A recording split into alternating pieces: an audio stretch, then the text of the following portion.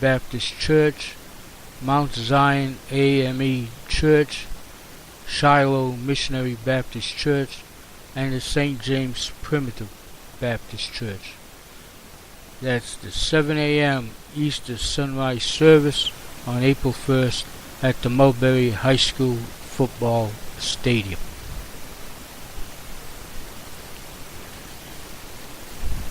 And the Polk County Sheriff's Office Concealed Weapons Permit class will be scheduled for Saturday, March 31st from 8 a.m.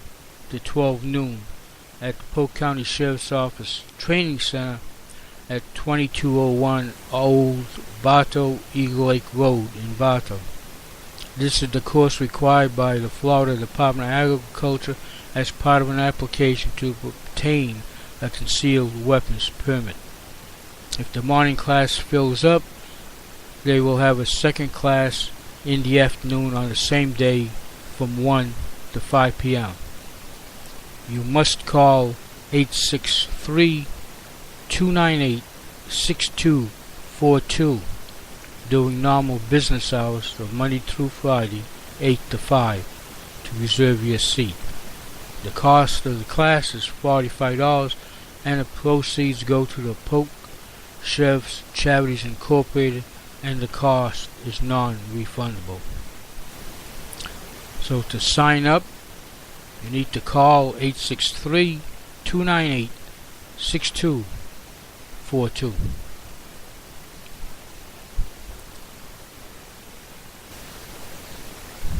And as been mentioned earlier, I want to remind everyone again that the city wants the voters to get out and vote on April 3rd on the charter issues. The next regular meeting of the City Commission will be tomorrow at 6 p.m. March 20th in the City Commission chambers in the City Hall. Generally, the Commission holds regular city meetings twice per month on the first and third Tuesday. The city may from time to time call special meetings or workshops, or even change regular meeting nights due to holidays, scheduling conflicts, and other events.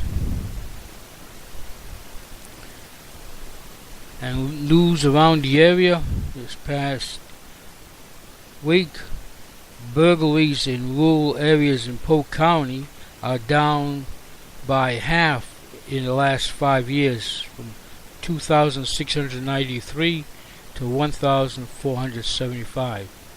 The figures also include the small cities in the county that are protected by the county sheriff's office under contract. The Florida legislature approved the final $89 billion state budget in its last day. Also approved was a tax help bill for businesses hurt by Hurricane Irma back in September.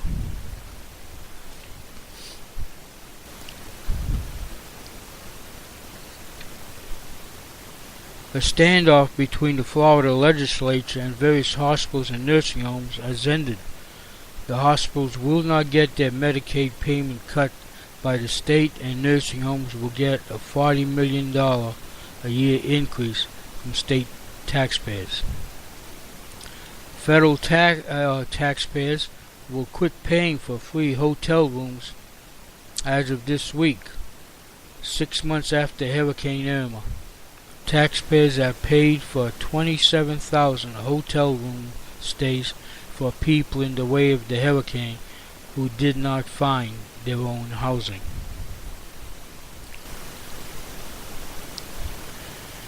It's going to cost more to rent the first floor space of the Lakeland Airport for your group organization. The price is being jacked up from the present $250 per event to $700.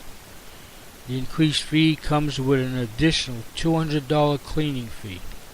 This will make it much more expensive for organizations to rent the area at the airport. Polk County Schools free program for ages 3 and 4. Polk County Schools is announcing free comprehensive program for children ages 3 and 4 based on income eligibility. This includes free education, free meals with snacks, health services, children disability service, free screening for health and development, safe environment, and limited transportation based on eligibility. If you need more information on these free services, contact Lisa Webster at 863-647-4751. That's Lisa Webster at 863-647-4751. If you need further information on the new free program for ages 3 and 4 put on by the Polk County School. An advanced Polk County nurse practitioner, Jody Lynn Levins, has had her license suspended and it may yet be revoked. She was arrested on charges of writing prescriptions for narcotics for 6 patients for keeping the pills for herself. She is one of 39 nurses across Florida whose licenses have come under emergency license suspension.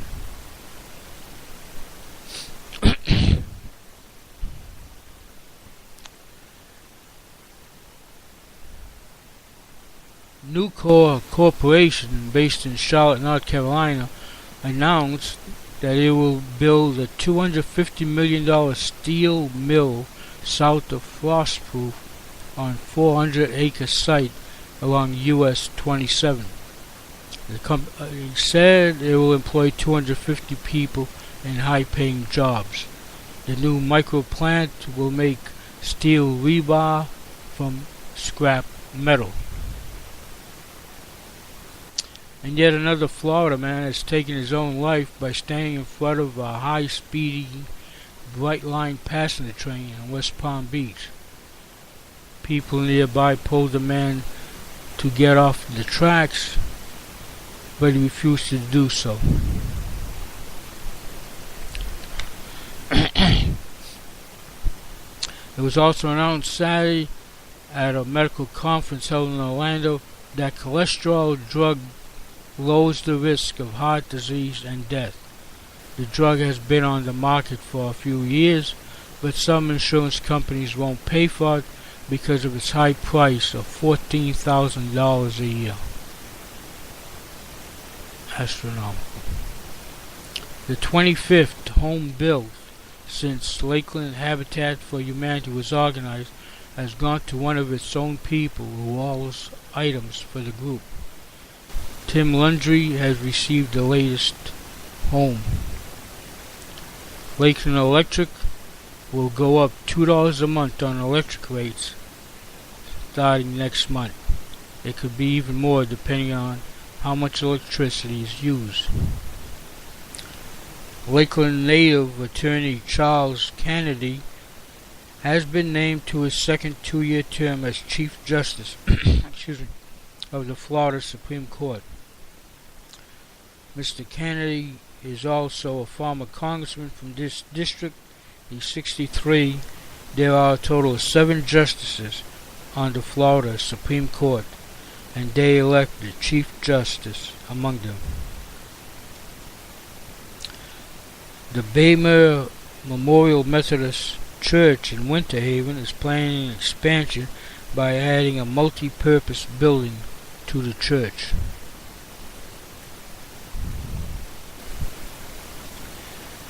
And on to veterans news. Women are sticking with the U.S. submarines at the same rate as men. When the U.S. Navy sought the first female sailors to serve on submarines, Syria Maddox raised her hand because she thought it would be a cool job, not because she wanted to blaze a trail. She did anyways. The Marine Corps wants to investigate a new trove of nude photos. The U.S. Marine Corps has asked the Naval Criminal Investigative Service to pursue a Dropbox folder reported to contain hundreds of nude photos of female service members. The service said for the website Hohen was first reported on by Vice News, and according to the report, contains photos of women from all services. This from the Marine Corps Times. If you want to work with your hands, check out this $50 million Home Depot Foundation training program. The nation's largest hardware retailer wants to bring back the bygone era of shop class with a $50 million commitment to train thousands of skilled laborers over the next decade. Representatives for the Home Depot Foundation announced this last Wednesday. The bulk of the funds will go towards programs for approximately 15,000 transitioning service members and veterans, with classes on military installations in carpentry, plumbing, and related fields. Veterans' unemployment rate is 3.5% in February. In February 2018, the veteran unemployment rate was 3.5%, down from 3.9% in February 2017. The non-veteran unemployment rate for February 2018 was 4.3%, not seasonally adjusted. The information from the U.S. Department of Labor. A naval aviator is in the running to become the Navy's first female commanding officer of an aircraft carrier in the service's history.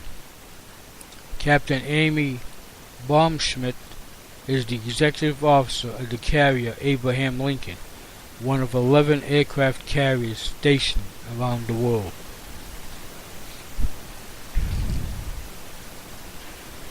The second submarine is welcoming enlisted female crew members. The Ohio-class guided missile submarine Florida is the second sub in the Navy fleet to incorporate integrated male-female crews, according to the Jacksonville, Florida Union Times. The submarine Florida of Kings Bay Naval Submarine Base follows the Michigan from Bangor, Washington, which welcomed enlisted women to its crews in 2016. A group of 40 female Marines are about to start training at a combat school reserved for non-infantry Marines aboard Camp Pendleton in California. First in the Marine Corps' history.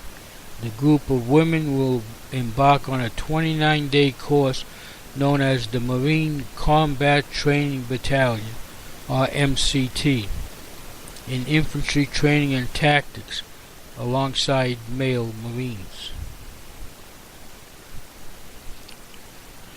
A report comparing female veterans to women who did not serve in the military shows that veterans are better educated and earn more.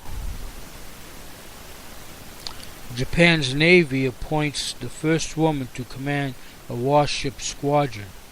Japan's Navy on March 6th appointed the first woman to command a warship squadron, including the flagship Izumo helicopter carrier, as it tries to lure more females to make up for a shortage of male recruits in graying Japan.